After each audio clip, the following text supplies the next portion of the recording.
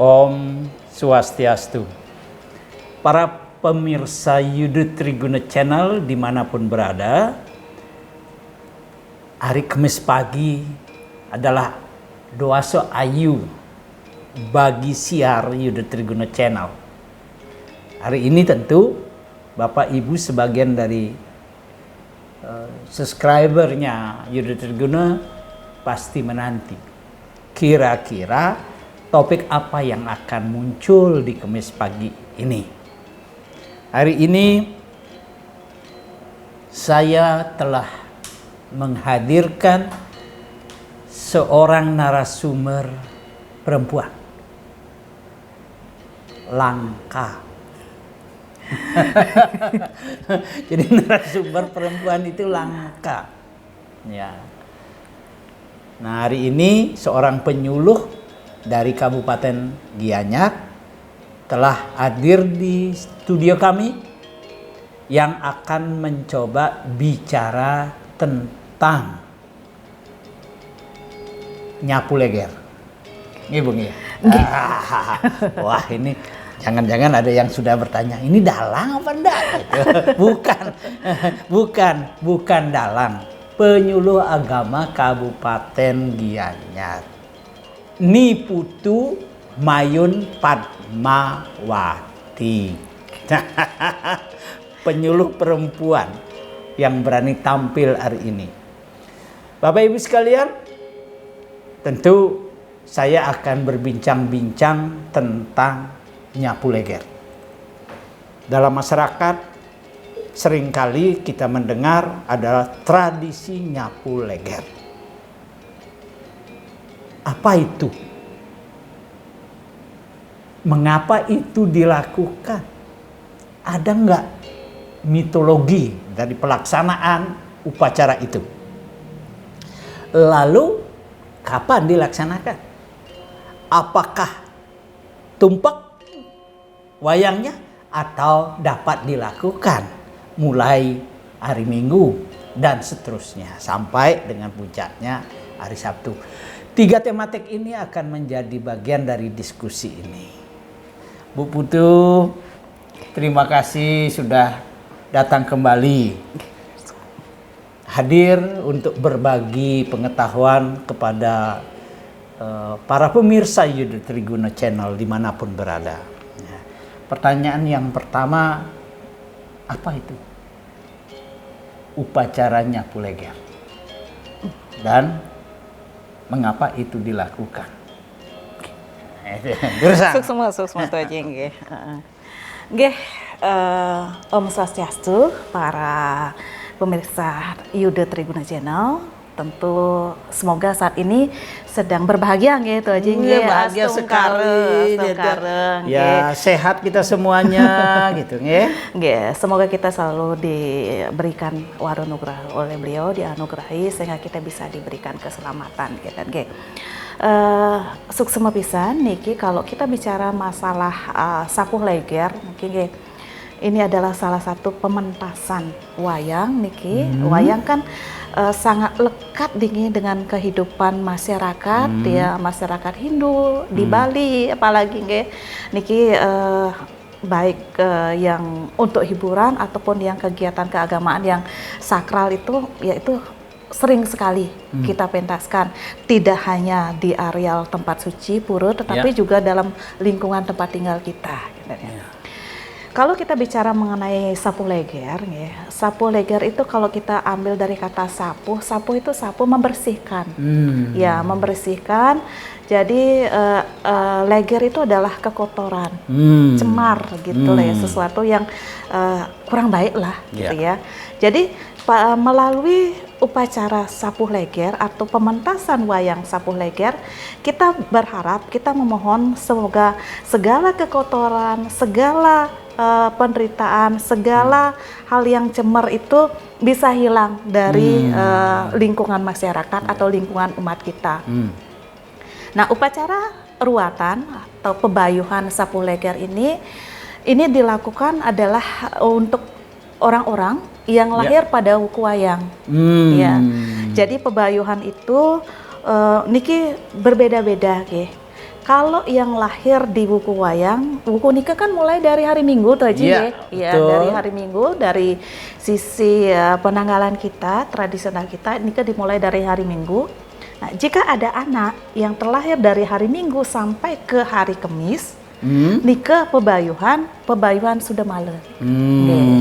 Jadi untuk lakon ya tiang poleh dumun ngiring nikah sang sulinggih nggih ide poleh ya ngicen warah-warah kayak genten. Jadi yang lahir dari Minggu sampai ke Kamis itu adalah sudah male dengan yang diambil ceritanya adalah tentang Bima Suwarga. Jadi itu dilakukan tetap pebayuhannya. Kemudian yang terlahir di hari Jumat, Sabtu. Iya, niki yang Jumat dulu tuh. Yang Jumat dulu. Yang kalau sebenarnya niki yang hari yang paling cemer ini dibilang ya. Jadi di sini pebayuhannya adalah pebayuhan sapu legernya. Iya. Jadi sementara jika lahir pada tumpek ya wayangnya di hari Sabtunya itu ceritanya atau pebayuhannya adalah pebayuh Samirana. Jadi memang sama-sama pebayuh tetapi nikah jenisnya yang berbeda-beda. Karena di antara hari-hari itu yang paling ya cemer memang adalah di saat hari Jumat di sukenya itu. Itu di antara Minggu sampai Sabtu yang paling keramat itu Jumatnya. Iya. Karena dari sisi napi uku wayang gitu ya, kita ambil di nikah anak yang terlahir di uku wayang nikah kan masa peralihan dia tuh. Karena di sini semuanya adalah di bagian akhir. Ya. Karena di Sabteware, kemudian di Pancaware, kemudian di buku niki ketemunya adalah di bagian akhirnya gitu ya. Kalau di Sabteware itu di Sanisyaranya. Ini bagian akhir gitu loh. Semua di bagian akhir. Jadi itu adalah satu hal yang memang berpengaruh negatif sekali terhadap bayi yang lahir pada saat itu. Terlebih lagi kalau dalam konsep kita, penanggalan kita itu kan kita ada sistem jotise. Jadi ilmu tentang perbintangan itu kan juga berpengaruh tuh dengan kehidupan anak-anak yang terlahir pada saat itu. Nah, itulah yang menyebabkan ya kita berharap anak yang terlahir pada buku itu atau pada kesempatan itu semoga dia selamat sehingga perlu dilaksanakan pebayuhan. Terlebih lagi kemudian dikatakan yang lahir pada wuku wayang itu ya itu made atau menyamai Betara Kala sehingga ya harus harus mendapatkan pebayuhan supaya dia bisa selamat tidak ketadah oleh ide Betara Kala kinten atau pebayuhan melalui sapu leger itu kan tradisinya sangat Bali ya. Kalau itu tradisinya tradisi Bali, yang dipakai acuan itu apa? Ada sumber-sumber teksnya ya? Kalau nikah kita berjalan tentu ada pegangan gitu. Kalau nggak ada pegangan parti kapluk bisa nyerot loh. Makanya nikah kita melaksanakan ya kegiatan keagamaan itu kita tentu harus ada satu panduan. Nah di sini yang bisa kita ambil itu adalah tentang Kaletadua. Salah satunya nikah. Ya itu yang bisa kita ajuk sebagai panduan. Dan itu kan juga sebagai dasar pelaksanaan upacara potong gigi, nikah. Karena dari sana itu kan diantaranya adalah mengisahkan tentang kelahiran ide Betara Kala tadi, betul. Jadi banyak sekali yang bisa kita ambil ketika ide Dewi Uma dengan Rabin idenya gitu, ya ide Betara Siwa yang sedang jalan-jalan ya pada saat itu melihat ya, namanya sudah pasangan ya. Rupanya Ida Bathara Siwa itu beliau merasa tertarik dengan istrinya pada saat beliau sedang ada melakukan perjalanan. Sehingga pada ketertarikan itu timbullah ya mandik beliau yang kemudian menyebabkan terlahirnya Ida Bathara Kala tadi. Nah, Ida Bathara Kala yang lahir nggak ada ibu bapaknya, nggak ketemu gitu loh. Jadi beliau bingung. Ini di mana? Siapa orang tua saya? Ibu saya mana? Bapak saya mana? Dia cari, ya dicari. Kemudian dalam pencarian itu sehingga timbullah ada kegaduhan, ya. Sehingga sebelum ya beliau dikasih tahu siapa bapaknya, siapa ibunya, disuruhlah Ida Bathara Kala itu untuk memotong gigi taringnya. Gitu kan. Nah, setelah dipotong gigi taringnya itu, barulah beliau dikasih tahu, sayalah bapakmu, gitu kira-kira ya bahasanya. Nah, ketika sudah diberitahu, diakui sebagai putra dari Ida Bathara Siwa, beliau kemudian diberikan kewenangan ya memakan atau nadah ya yang terlahir di Wuku Wayang yang sama dengan beliau salah satunya. Kemudian orang-orang yang bepergian ya di pergantian waktu, misalnya orang tidur lewat waktu juga. Nah, itu yang boleh dimakan oleh beliau ya, jadi dijadikan santapan. Nah, salah satu yang ternyata terlahir pada Wuku Wayang itu adalah adiknya beliau sendiri, Ida Bathara Kumara kan, yang terlahir di Wuku Wayang juga. Jadi ingin dimakan ya, tetapi Ida Bathara Siwa akhirnya memberikan anugerah kutukan ya, jadi dibilang supaya Ida Bathara Kumara itu tetap kecil dia dan mendapatkan kewajiban untuk mengasuh bayi gitu. Jadi sehingga kemudian di masyarakat ada ngelinggihang Ida Dewa Kumara untuk bayi yang baru lahir kan gitu ya. Jadi intinya adalah sumber dari cerita Sapu Leger itu salah satunya adalah Kaleta. Iya, Aneka. Saya kira clear ya. Jadi upacara Nyapu Leger dilaksanakan bagi mereka yang terlahir dari Minggu sampai Sabtu. Walaupun jenis ruatannya berbeda-beda. Lalu kira-kira dalam konteks kekinian itu makna apa yang dapat kita petik ya dari nasihat-nasihat lama itu? Pasti ia memiliki perspektif ke depan. Naskah itu dapat diinterpretasi, dipedomani dan relevan untuk masa kini. Kira-kira apa ya? Iya, tentu saja Nika, namanya agama itu pasti menjadi penerang kita selamanya gitu ya.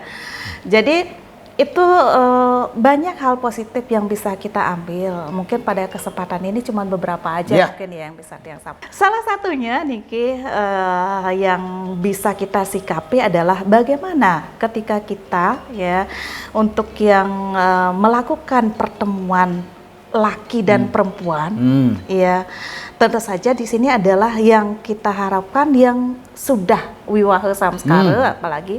Nah itu juga harus memperhatikan tempatnya karena kita punya norma-normanya. Jadi supaya anak sudah lahir dalam ikatan yang sah ya dengan wiwaha samskara, sinangskara. Jadi tidak terlahir anak yang diadiu, tidak ada kama kaparagan itu. Jadi di sini tentu saja sesuai dengan program dari pemerintah, Jadi perkawinan itu pertemuan ya suami istri bisa dibilang ya. Jadi kita rencanakan. Salah satunya adalah perlunya persiapan mental, persiapan fisik untuk calon pengantin. Jadi adanya pembekalan, adanya screening kesehatan. Semoga anak yang terlahir nanti itu adalah anak yang seputra. Anak yang sehat secara fisik, jasmani dan juga rohaninya. Anak ini harapannya.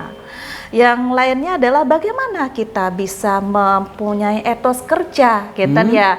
Etos kerja, karena kan Bida Betara Kala itu boleh memakan orang yang keluar pada pergantian waktu atau tidur pada pergantian waktu. Malah. Iya. Jadi yang kita ambil kok intinya adalah apa?